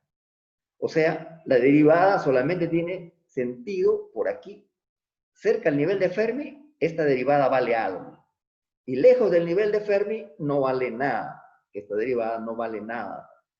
Entonces, por eso es importante. No tenemos que integrar tanto, solamente tenemos que integrar en este espacio, en este intervalo de energías. Entonces, esta es la integral completa. Esta es la integral completa. ¿Cierto? Que viene de la diapositiva anterior, donde esta f de E, esta f que está aquí, mejor dicho, esta f es toda esta f de E que depende de la temperatura, y cuando yo la derivo con respecto a la temperatura, está acá. Este término, entonces yo lo voy a introducir acá. El g de E es una función, ¿se acuerdan cómo era el g de E? G de E es una constante por E a la 1 medio, ¿cierto? G de E para electrones libres, G de E, o electrones en una caja. Pero no vamos a usar esa fórmula, G de E, ahorita van a ver por qué. Entonces, pero la idea es efectuar esta integración, efectuar esta integral, donde esta es la derivada de f con respecto. Aquí está. Cuando yo reemplazo esto que está aquí, acá, me queda todo esto que está acá. El e menos e sub f que había acá, le introduzco esto, ya va a ser e a la menos al cuadrado, así como está acá, en el caso vt. Y el g de e todavía no digo nada. Ahorita voy a decir algo sobre el g de e. Esta es la integral que voy a evaluar desde menos infinito, acá está la energía, desde menos infinito hasta más infinito. La integral sigue siendo de menos infinito a más infinito, pero ahora, perdón, acá 0, de 0 a infinito, de 0 a infinito. Pero, aquí hay un intervalo que es importante. Todo lo demás no hay contribución porque esta derivada, esta función, que es la derivada que yo acabo de calcular, es importante solamente aquí. Entonces, ahora voy a hacer esta es la que va quedando.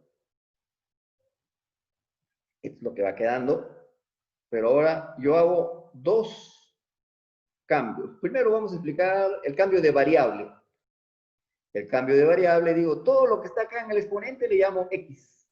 Entonces acá es e a la x entre acá está, e a la x entre e a la x más 1 al cuadrado. Y esta e menos f va a ser proporcional a x cuadrado. Acá está el x cuadrado. Y en lugar de dE, yo pongo constante por dx. O sea, va a quedar esta integral. Pero el g de e, esta es la ventaja entonces de hacer la resta, porque ahora yo digo, el g de e es importante solamente alrededor del nivel de Fermi, y yo voy a suponer que es una constante. En lugar de poner g de e aquí, para que se me complique la integral, yo digo, la saco y voy a decir que esta g de e es proporcional, perdón, es aproximadamente igual a g es f. Pero el g es f es un dato que yo les mencioné desde hace tiempo. Aquí está el valor de la densidad de estados para electrones en una caja, densidad de estados, GD, pero cuando E vale igual a eso, F. Es este valor que está acá. Entonces, esta G de F lo voy a reemplazar por esta, y esta integral es una integral que está en los libros de métodos y que aquí está el valor. Se efectúa por el teorema del residuo. Entonces, el resultado es pi cuadrado sobre 3. ¿No? Entonces,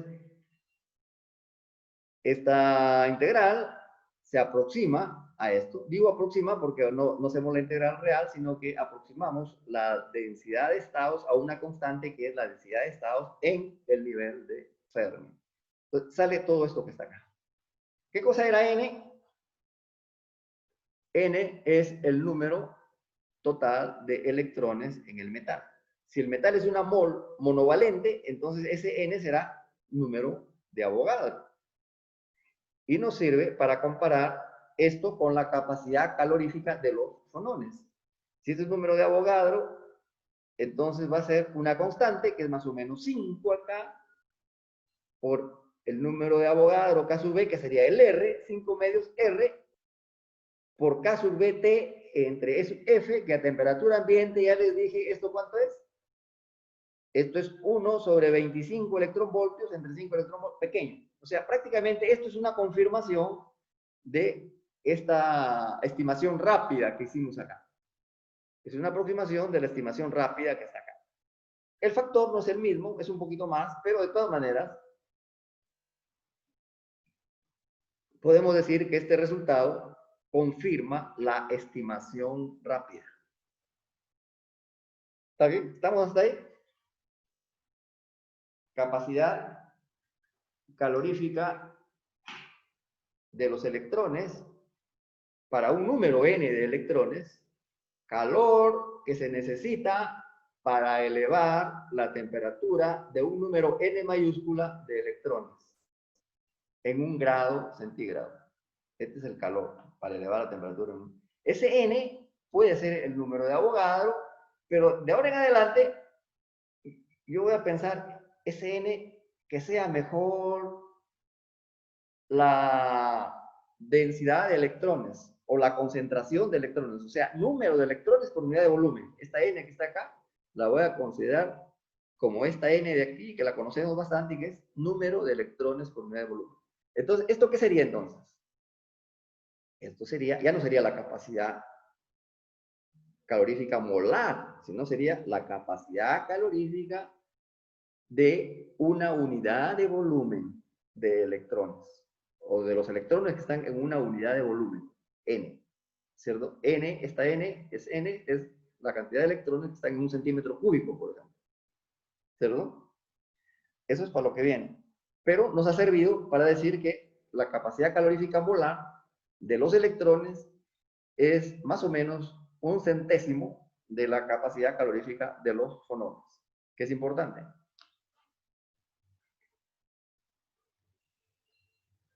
¿No hay preguntas? ¿Sigo? Entonces, aquí cierro con el primer punto del menú. El primer punto del menú era capacidad calorífica.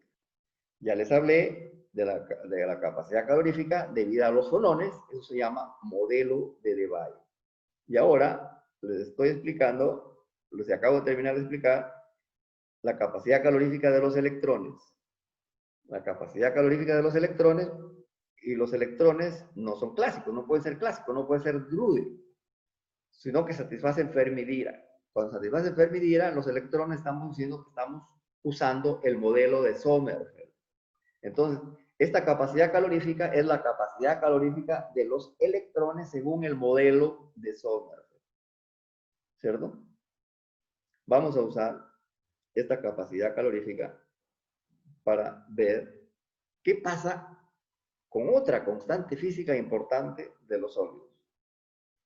Cambiamos de propiedad, cambiamos de cantidad física medible de los sólidos. Ya no hablamos de capacidad calorífica, pero vamos a hablar de conductividad térmica. Conductividad térmica, primero, de los metales, o sea, debido a los electrones. ¿No? Conductividad térmica debido a los electrones. Entonces, ¿qué es conductividad térmica? Ustedes tienen que recordar un poquito de su física 2, por lo menos. Cuando hay una diferencia de temperatura, ¿no? ¿Ven la pizarra? ¿Puedes ver la pizarra? Sí se ve, pero un poco borroso, profe. Ah, ya. A ver si acerco un poco más, quizás. Tengo mejor suerte. A ver.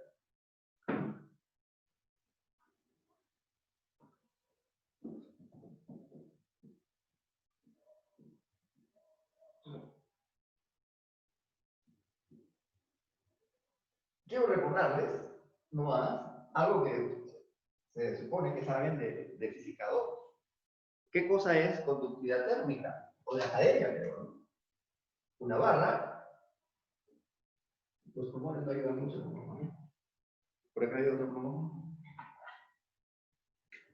Acá hay una temperatura T, y acá hay una temperatura T más delta T, o acá mejor, delta T más T y acá T. Entonces aquí va a haber un flujo de calor. A ese flujo de calor lo llamamos H. ¿Cierto? ¿Qué cosa es flujo de calor? Flujo de calor, ustedes lo pueden definir análogamente. Flujo de calor H lo pueden considerar análogo a J. ¿Cómo se llama esto? Densidad de corriente. El flujo de calor se puede decir que es análogo a la densidad de corriente. ¿Qué cosa era J? J es corriente sobre área, o sea, delta Q, carga sobre delta T, esa es corriente, 1 sobre sección transversal. Acá también, H es 1 entre delta T, o 1 entre área mejor, por delta de Q entre delta T. Esta es rapidez con que fluye el calor y este es el área. A eso se le llama flujo de calor, ¿no? Flujo de calor. Y se puede demostrar que el flujo de calor, hay una propiedad del metal que se llama conductividad térmica, y que el flujo de calor se define como K por el gradiente de temperatura. O sea, en una dimensión, si estamos en una dimensión, esto es H igual a K dt de X. Flujo de calor, entonces, es la definición y esta es la ley. No. La ley del flujo de calor. O la definición de conductividad térmica, si quieren. ¿Estamos? Entonces, aquí está. El flujo de calor es menos K. Menos significa que el calor fluye de mayor a menor temperatura. Esta es la definición. Perdón, esta es la definición de flujo y esta de acá es la ley experimental. Y ahora, esta acá, conductividad térmica, tiene dos contribuciones. Una contribución debida a los electrones y una contribución debida a los fonones. Por ahora vamos a estudiar la contribución debido a los electrones. Toda esta diapositiva es para explicar la conductividad debido a los electrones. La conductividad debido a los fonones se hace igualito, es una copia fiel. Pero, según el libro de Omar. Pero, hay que poner atención acá. Esta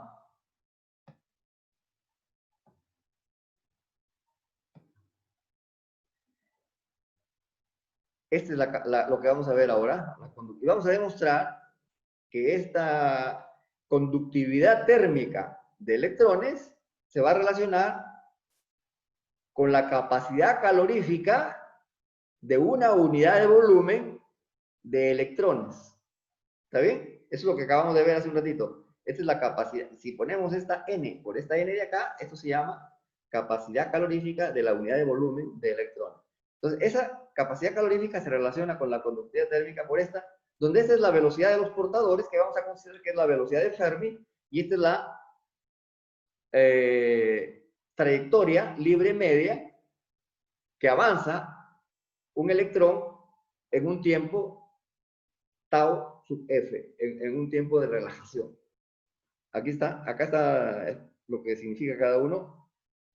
Trayectoria libre media, capacidad calorífica. Entonces, ¿cómo se demuestra esto de acá? Acá está bien simplificado. Este razonamiento está hecho en el OMAR, pero para fonones. Yo lo he adaptado para electrones primero. Y después se dice lo mismo de los fonones.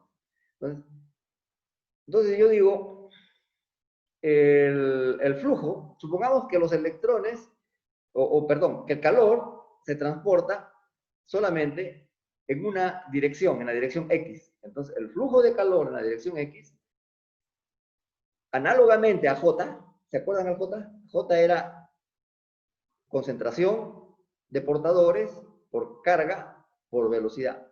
Así también, concentración de electrones. Los electrones ahora ya no van a transportar carga. No nos interesa la carga, mejor dicho. Sí transportan carga, pero en este ejercicio no nos interesa la carga. Van a transportar calor. Entonces, esto de acá es el calor que transmite cada electrón, ¿no? Depende de la temperatura, depende entre los dos puntos donde va a avanzar, y de este podemos decir que es la capacidad calorífica de cada electrón, ¿no? Este es el calor que transporta cada electrón por la concentración de electrones por una velocidad, por la velocidad que llevan esos portadores. Todo esto se ha escrito en analogía a esto de acá. Ahora, para llegar acá, para hacer esta demostración, yo solamente digo, este delta T es el delta T que hay entre un espacio, delta X podría llamarle, pero yo le llamo L, donde L es la trayectoria libre media. O sea, entre choque y choque, cada electrón transmite esta cantidad, mejor dicho, experimenta este cambio de temperatura, ¿no? Entre choque y choque, este es el cambio de temperatura para el electrón entre choque y choque, ¿no? Y lo puedo escribir también como la velocidad por el tiempo de vida del electrón, el tiempo entre colisión y colisión, ¿cierto? Entonces, este delta T que está aquí, ya le di esta forma ahora, el delta T. Entonces voy a regresar, con este delta T voy a regresar acá. Entonces voy a poner acá Hx, de nuevo, Nc, por este término que está acá. El delta T ahora lo pongo como todo esto que está aquí, derivada de T con respecto a X, por B sub X cuadrado. ¿Por qué? Porque aquí hay un B sub X y acá hay otro B sub X. B sub X cuadrado promedio, porque no todos los electrones se mueven con la misma velocidad, pero hay que tener en cuenta la velocidad promedio. Y el tau de aquí se coloca ahí también. Entonces, este es el flujo si es que los electrones se mueven en la dirección X, pero en general se mueven en cualquier dirección. Yo puedo hacer el experimento en cualquier vector. Entonces, en esto le doy una apariencia vectorial ahora. Yo digo, la velocidad promedio en el eje X, más la velocidad promedio en el eje Y, más la velocidad promedio en el eje 3, en el eje Z, perdón, es igual a la velocidad promedio del módulo. Entonces, la velocidad cuadrática media. Entonces, este B sub X cuadrado viene a ser un tercio de la velocidad cuadrática media. Entonces, NC tau queda como está, y esta B sub X cuadrado lo he escrito acá como un tercio de la velocidad cuadrática media por gradiente de la temperatura. Entonces, yo veo ahora, comparando esta ecuación de acá, H igual a menos K gradiente T, entonces yo tengo que K es toda esta constante. Toda esta constante le llamo K. Que también la puedo poner ahora de otra forma. A ver, este C que habíamos dicho que era C, es un concepto muy poco usado, pero aquí lo podemos usar. Esta C es la cantidad de calor, la capacidad calorífica de un electrón. La capacidad calorífica de un electrón por el número de electrones que hay en una unidad de volumen, esto vendría a ser la capacidad calorífica de todos los electrones que están ahí. La capacidad calorífica de todos los electrones. ¿Está bien? Entonces, N por C por este tau que se mantiene. ¿Está bien? El gradiente T y esto de acá, este B sub X cuadrado que se transformó en un tercio B cuadrado. Entonces, esta es la fórmula que se obtiene. Todo esto de acá, mejor dicho, el NC. Lo único que estoy haciendo acá es el NC escribiéndolo como una capacidad calorífica, ¿cierto? De la unidad de volumen, ¿no? El tau lo multiplico por una de estas B's. Acá hay B cuadrado, ¿se acuerdan? Entonces, por una de estas B's y la otra, por una B, la otra queda igualita. El tau lo multiplico por B y queda trayectoria libre media. Entonces, todo esto que está aquí es lo que se llama todo esto lo que está aquí es lo que se llama capacidad calorífica, el coeficiente nomás. Acá está, capacidad calorífica por gradiente T. Esto es lo que habíamos anunciado, ¿no? La capacidad calorífica es un tercio, perdón, la conductividad térmica es un tercio de la capacidad calorífica por la velocidad, por la trayectoria libre media. Se supone que los portadores son los que están cerca a la superficie de Fermi, entonces podemos poner acá velocidad de Fermi y trayectoria libre de media para los electrones de Fermi. Entonces, aquí estamos. La capacidad calorífica, esta es la fórmula todavía para el flujo, para cualquier flujo, y esta es la capacidad calorífica. Entonces, esta capacidad calorífica de una unidad de volumen es la que vimos acá, ¿no? Pero con este N cualquiera no, sino con el N que es igual a la concentración de electrones. Aquí está. Entonces, esta es nuestra capacidad calorífica para los electrones. Donde a esta ya le cambié de nombre, velocidad de Fermi, esta L de Fermi, porque digo, estoy usando el modelo de Sommerfeld, y en el modelo de Sommerfeld, los portadores tienen la velocidad de Fermi. Y si la velocidad de Fermi la multiplico por el tau, es la trayectoria libre media de los portadores de Fermi. ¿Cierto? Esta es entonces una expresión para la conductividad térmica de los portadores. Es un ejercicio que termina ahí, pero este es un F, lo puedo poner como un medio M por la velocidad de Fermi, y simplifico con esta B sub F, y me queda esto que está acá, ¿no? Porque esta B sub F ya la puse como B sub F por tau. Entonces queda esto que está aquí. Este es entonces es una forma de escribir la conductividad térmica que a mí me interesa mostrarles para el siguiente resultado, para explicar el siguiente resultado. Entonces, la conductividad térmica de los electrones es esta de acá. La capacidad calorífica de los electrones es pequeña comparada con la de los fonones, pero se puede calcular y es importante para hacer la siguiente deducción, ¿no? Esta es la conductividad térmica de los electrones que acabamos de calcular. La conductividad térmica de los electrones, ustedes saben, los metales conducen bastante calor. Si ustedes cogen una barra y la ponen al fuego, se quema, ¿cierto? Porque rápido les llega la temperatura. Eso significa que los metales y los electrones de los metales conducen bastante calor. Este es alto, entonces. Y también conducen electricidad. Los electrones del metal también conducen. Esta sigma expresa la conductividad eléctrica y esta es la conductividad térmica. Y vemos que si dividimos esta K entre esta sigma, ¿qué nos va a salir? Nos va a salir una serie de constantes, pero los términos principales se van a cancelar. Por ejemplo, se va a cancelar la masa, se va a cancelar la n, se van a cancelar los taus, ¿cierto? Y va a quedar una constante por la temperatura. K entre sigma, entonces es este número que se llama número de Lorentz, y que está expresado de esta forma. K entre sigma es una constante que se llama número de Lorentz por la temperatura T, que está aquí, ¿cierto? A esto se le llama ley de Wiedemann-Franz. Ley Wiedemann-Franz. Y a la L, como ya dije, se le llama número de Lorentz. Y que son puras constantes universales. Pi es conocido, K sub B, constante universal, constante de Boltzmann, y E es la carga del electrón. O sea, universalmente, entonces hay una relación entre la conductividad térmica y la conductividad eléctrica, que está expresada en términos del número de Lorentz, que es una constante universal. Ese es un resultado importante de la física del estado sólido, ¿no? Básico. Y esta es la comparación con los experimentos. Esta es la comparación con el experimento. Entonces, todos los metales, el número de Lorentz tiene acá su valor, 245 por 10 a la menos 8 ohmio sobre grado. O sea, en el sistema internacional es 245 por 10 a la menos 8.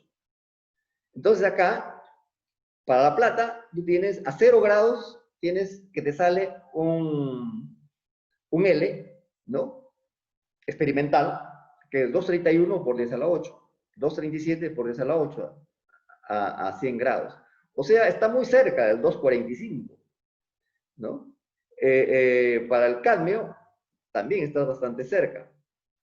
O sea, casi para todos, excepto un poquito el wolframio, todos los metales cumplen con bastante aproximación esta ley de Wiedemann-Franz, ¿no? La ley de Wiedemann-Franz, entonces, es un resultado muy importante en física del estado sólido. Y que no se hubiera podido demostrar si nosotros usáramos el modelo de Drude. El modelo de Drude está en total desacuerdo con eso. ¿Por qué? Porque la capacidad calorífica para el modelo de Drude, ¿cuánto era? 3 medios R, 3 medios N por K sub B, 3 medios N por K sub B. No. Entonces, nunca te iba a explicar, el modelo de Drude nunca te iba a explicar esta relación experimental entre la conductividad térmica y la conductividad eléctrica de los metales. Esa es la importancia, entonces, del modelo de Sommerfeld, ¿no? El modelo de Sommerfeld, que dicho sea de paso, lo vamos a mejorar un poquito la próxima semana, ¿no? Todavía tenemos material para la próxima clase. Para la próxima clase vamos a explicar varias cositas que están todavía en esta diapositiva. Ya, vamos a terminar, sin embargo, con esta diapositiva que está aquí. No voy a decir mucho sobre la conductividad térmica debido a los fonones. Aquí dice conductividad térmica de la red, pero también se puede decir conductividad térmica debido a fonones. Se hace exactamente el mismo razonamiento, ¿sí? Pero ahora se le da el carácter corpuscular a los fonones. Pensamos en fonones tipo corpúsculo, cuya velocidad se va a obtener como la derivada de omega con respecto a k. Se le da un carácter corpuscular a los fonones, entonces, y se puede trabajar igualito que los electrones y se puede llegar a este resultado. Acá me equivoqué. esta sería una conductividad térmica para fonones, es 1/3 de la capacidad de los fonones por BL, ¿cierto? El mismo resultado. Esto mejor no lo discuto. Ahí lo dejamos. Ahí lo dejamos. Entonces, si no hay nada más, a ver, ¿alguien quiere decir algo? Yo les mandé una prueba de entrada, ¿todos lo resolvieron? He recibido algunas, no sé si todas. Sí, profe. Ok, muchos han mandado, les agradezco. ¿Qué más? ¿Alguien quiere decir algo? ¿Entienden algo? ¿Bastante? ¿Poco?